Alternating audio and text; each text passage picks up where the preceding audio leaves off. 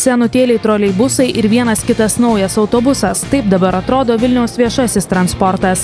Tačiau sostinės valdžia kuria grandiozinius planus, kurie turi iš esmės pakeisti dabartinį Vilniaus gatvių vaizdą. Balandį politikai turėtų apsispręsti, kas ateityje vilniečius turėtų vežioti – greitieji autobusai ar tramvajus. Pirmoji linija galėtų būti tiesiama jau po kelerių metų.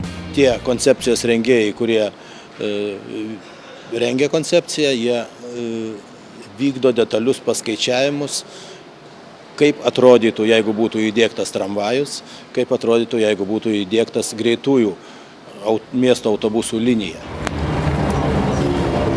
Neatmetama, kad gavus specialistų išvadas Vilniuje galėtų vienur būti tiesiama tramvajaus linija, o kitur greitųjų autobusų. Jau dabar aišku, kad sostiniai kurti tramvajų infrastruktūrą atsieitų brangiau nei tiesti greitųjų autobusų linijas. Pavyzdžiui, nutiesti pirmąją 12 km liniją Santariškės stotis kainuotų mažiausiai apie 840 milijonų litų.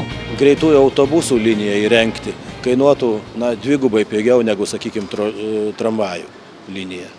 Bet kai mes kalbam apie įrengimą, sakykime, įrengdami greitųjų autobusų liniją, mes viso labo sudarom sąlygas važiuoti jiems. O įrenginėdami, tarkim, tramvajaus liniją, mes perklojam visus tinklus, sutvarkom gatvę, šaligatvius, mes pakeičiam miesto vaizdą. Iš kur 100 milijoninėse skolose skendintis Vilnius gaus pinigų tokiems grandioziniams projektams? Sostinės valdžia tikina, kad didžiąją dalį lėšų pavyktų gauti iš ES struktūrinių fondų. Metro idėjos šalininkai sako, jei jau galima gauti pinigų iš Europos, kodėl neįkūrus sostinėje metropoliteno?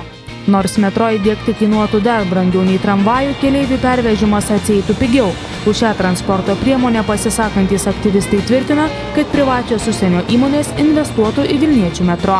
Pavyzdžiui, anksčiau pirkdavom mes alų kioske arba ten apsipirkdavom kažkokiuose mažuose parduotuvėse. O dabar yra Maksimos, Norfos, Rimi, Iki ir žmonės eina ir pigiai perka. Ir nei kiek kioske kaip kartas būna brangesnis alus negu, pavyzdžiui, dideliai parduotuviai. Ir mums visai nesvarbu, už kiek ta Maksima pastatyta, mums svarbu, kad mes ateinam, šilta, gera, eilių nėra ir taip toliau.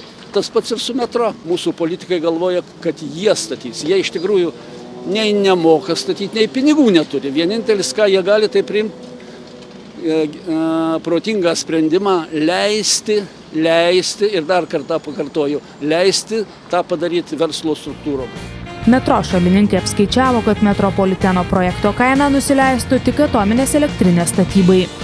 Vilniui pirmą liniją kainuotų nuo Pilaitės iki centro kainuotų arti milijardo, o visa sistema kainuotų apie 5 milijardus. Tai būtų antras objektas po atominės elektrinės pagal dydį ir pagal norą investuoti. Vilniaus valdžia metro idėjos visiškai neatsisako. Esą metro atsipirktų tik tuo atveju, jei viena kryptimi per valandą važiuotų apie 10 000 žmonių. Šiuo metu sostinėje srautas beveik perpus mažesnis – 6 000 žmonių. Specialistai rengia visų 3 transporto priemonių studiją.